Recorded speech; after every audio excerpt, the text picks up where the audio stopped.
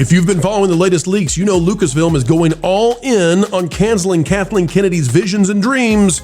Now, Star Wars all about Luke Skywalker. Well, guess what? It seems like the Disney parks received the same memo. Today, we'll let you know why Imagineers are taking over and transforming huge areas of the Disney parks and saying it's time to park the sequel trilogy where it belongs, in the garbage.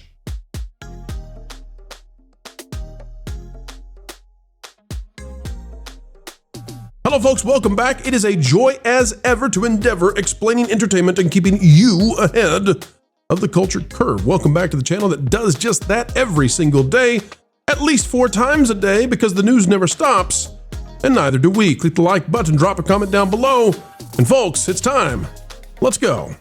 It's another bad day to be part of the Kathleen Kennedy crew at Lucasfilm because the Boardwalk Times tells us, well, they're getting in line with getting rid of the sequel trilogy. And now they're blaming it on the Imagineers, that crew of crazies that has been, well, not so great post-pandemic, but they're in charge now of Star Wars. Boardwalk Times says this: Lucasfilm Senior Vice President and Executive Design Director Doug Chang says the shift that is coming to Disneyland's Star Wars Galaxy's Edge is being made with extreme care. Well, good. When's the last time Disney came out and said, we're doing this haphazardly? Thank you, Doug. We really needed to know this. Quote, the Walt Disney Imagineering team continues to set the standard for experiential storytelling with the expansion of the Star Wars Galaxy's Edge timeline at Disneyland to include classic characters from other Star Wars eras. Fans will have a unique opportunity to live the Star Wars experience in an even bigger way. Every new detail, no matter how small, will be meticulously recreated to ensure an authentic experience. From iconic heroes and villains to droids and aliens. Oh, wait, what's that mean? We haven't heard that yet. This next phase offers an unparalleled opportunity to immerse yourself in the Star Wars saga. I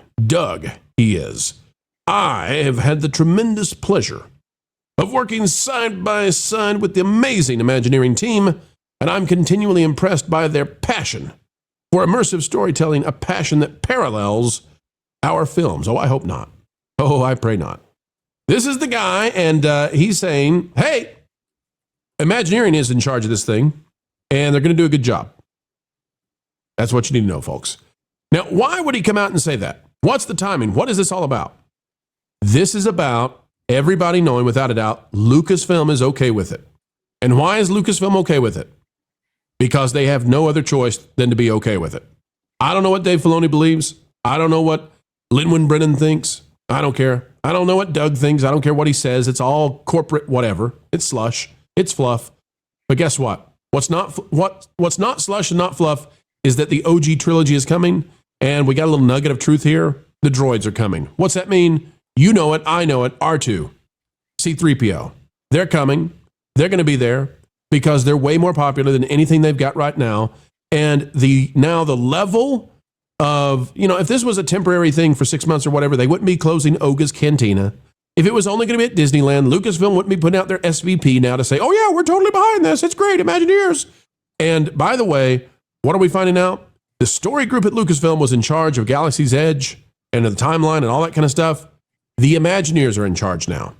It's another example of how quickly, Kathy has only been gone for a few days. They made these announcements before she'd gone away. Guys, I'm starting to think they really are serious about resetting Star Wars and just forgetting about the sequel trilogy. Your thoughts? It's ironic that the story group is so inept at actual story. It's none of this is interesting to anyone. There are so many things in those parks that people just have cherished for a very long time. Even Constance Hatchaway, the axe murdering haunted mansion bride. There's so much speculation. There are so many items that people go, oh, that's the thing. I'm going to buy the merchandise for the thing. Like Figment is a great example. And none of that has come from Galaxy's Edge. There is literally nothing from Galaxy's Edge, despite the fact that they have put a lot of effort into building up lore around it. The best they can do is bring in, well, there he is, Mando and Grogu, and say, we hope you like at least this one. Well, here's why I think this is a big deal. And this is why we're covering this repeatedly now. Different angles, different stories, new stuff coming out. But It's because if Disney just didn't care, they would throw Luke and Leia like at the edge of town and call it a day and say, well, you can meet your favorite characters, blah, blah, blah, blah. They're shutting down experiences that make a lot of money. They're talking about reskinning major rides. They're retelling the entire lore. Like they're coming up with new lore for this land. And that's the kind of effort that says they may be going back. They may actually be saying, we're going to do Batman in Gotham. We're going to put Superman in Metropolis. We're going to put Luke and Leia and Han back in Star Wars. And we talked about this the other day. This may also mean that we're getting those characters in future Star Wars films and movies, even if Kathy, up until her last days at Lucasfilm, was declaring, nope, Starfighter's all new. We don't want to do those old characters. I'm thinking that she literally was the boulder standing in the way of making change. Yeah. Well, so what's interesting here is, like, as I've said previously, like I have a contact that works for Disney Parks. And when I last spoke to him, which was some time ago, not recently, and I was talking to him about this, and it was around the time where the Jedi Luke was revealed to be going to Disneyland. And I was probing, asking like, what was the deal? What was it like?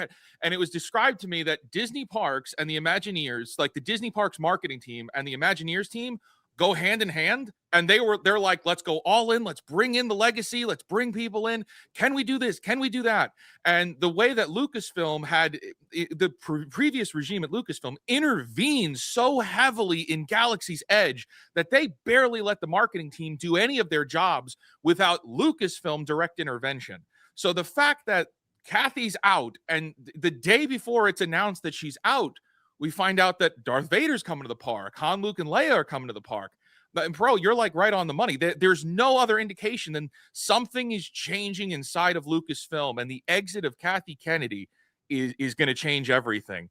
But talking about what Jonas was saying, the lore of the park and the lore that they built can be interesting, but the way that they put it out there into the world is not interesting. You have to buy comics, you have to play the VR video games, there's a Sims 4 expansion pack game, there's books, all of which can be deleted at a second, and that's what's happening now. So all of that lore that you just got attached to, if you purchased all of that stuff, that all goes away, and they're going to replace it with the original trilogy anyway. I think they absolutely have to. They absolutely need to, because Batuu in isolation, the actual planet is interesting. So you can do some interesting things there, but you got to bring Han, Luke, Leia, and Vader into the scene.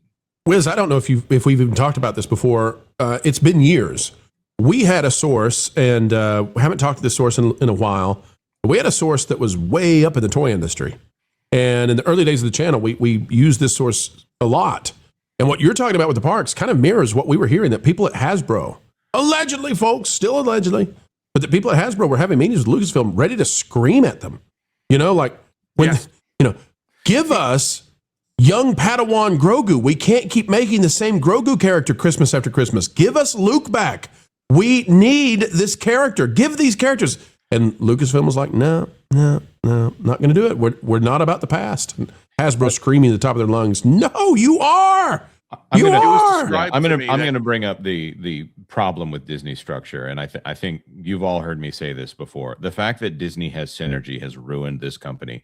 Comcast has a wonderful setup at this point. The fact that they don't own the rights to Harry Potter has actually been really great for the way that they've handled Harry Potter. If Disney didn't own the rights to Star Wars and couldn't dictate what the content was, they would very clearly say, "Oh, we're going to use this in the best way possible." Luke, Han, Leia, original trilogy, Star Wars. But instead, because the parks are used to market the movies and the movies are used to market the parks, instead both products become a lesser product. Neither one has the incentive to be profitable because they're intentionally handcuffing themselves to try to build some larger brand initiative under the auspices of the corporate overlords. So they've removed the profit incentive from both sides. Essentially, when they do that, it's actually better when the parks division doesn't talk to the film division, because the film division says, we're going to make the best movie possible. And the parks division says, we're going to make the best parks experience possible. And Disney's synergy has become a bloated corporate bureaucracy that lessens everything that it touches right now because there is no single visionary at the top. So if that co-CEO thing happens, forget it. It's over. It's amazing to me that we've got two lands in some of those prime real estate, in theme parks ever. I mean, Disneyland, that is crazy to have that kind of real estate dedicated. This is The Last Jedi. This land is based on The Last Jedi, Wiz. Yeah, but you even looking around here with this footage, like you go in and you're looking at the Star Wars pets, and you could think of all the other aliens that are pet-like that you might buy. And what did we see there?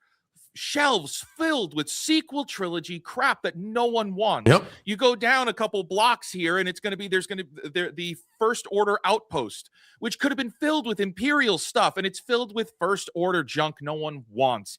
And it's not just Galaxy's Edge here. This is something I wish I brought up more often here. Go to the Disney Springs. I remember it as Downtown Disney, so I still say Downtown Disney. Right. Go to Disney Springs. Everywhere you go, there used to be 3 locations in Orlando to buy Star Wars, 3 Star Wars places to get merch, all of which is loaded with sequel stuff. Now there is 1. Now there is a tiny little store there. It is crazy. Well, no one wants the sequel stuff. Do me a favor and imagine as you walked back through the bazaar you could find in India or somewhere, Bangladesh. The bazaar we were just walking through, supposedly in Batu.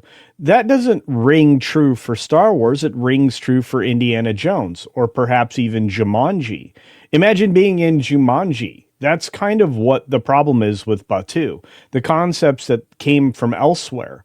In fact, if you really do go and look at the what's it called? It's the Dumb Bar, the Indiana Jones themed bar in Disney Springs. Somebody's hangar, Jacques' hangar or something or another. Jock Lindsay's. Yeah, Jack Lindsay's. And you just imagine that they put that over in Batu. Would it feel out of place, or would it feel like, they shoved Star Wars in an Indiana Jones area? This is a huge problem, is they never really recognize that it doesn't matter what movie they make, everybody continues to return to Tatooine. Even the original film in the sequel trilogy starts in Tatooine. So the fact that this entire area, originally based and designed around that concept for 2 years, and Cockrell even talks about it, but for 2 years, and then you run away from the thing that no matter what's still going to appear in everywhere, including even your television show. Guess what? Mandalorian, where did you start? Tatooine. How cool would it be if in these lands you went in the theme park and there was a giant, doesn't have to be Jabba, but just a giant hut animatronic, in one of the dining areas, and put Salacious B. Crumb up there. Let him do his little laugh, Do those kind of things. I think that's the level of theming that's about to come to this. You're about to go to this land and you're going to be like, oh, this is actually Star Wars. Wait. But it's not sequel triology. It's Star Wars. Wait, the dinner theater is going to come back? Come on. I don't know about that. You're not going to have live performers and animatronics mixed in with each other. I think you could get drunk 3PO, or not drunk 3PO, C3PO. I think you could. You could get him in the park in a day. C3PO, I think you can get C3PO and R2D2 as walk around or meet and greets inside the land. I think it could happen soon. Yeah. So, all right, folks, we'll keep an eye on it.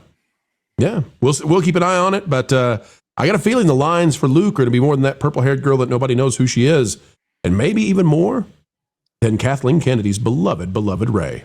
And folks, we have come to the end yet again. Another video of excellence in the can. What a joy it has been to share time with you. We hope you enjoyed it as well. If so, consider clicking that like button. Share, subscribe, click it, stick it to the algorithms. It is the notification bell.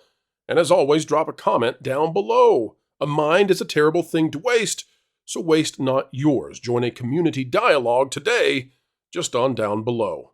Folks, we are going to say farewell for now, but we will see you back for is more, and that's how many videos we put out every single day here on the Pro Channel. Hope you enjoy them all. Until the next time, keep learning, keep growing, and as always, keep having fun.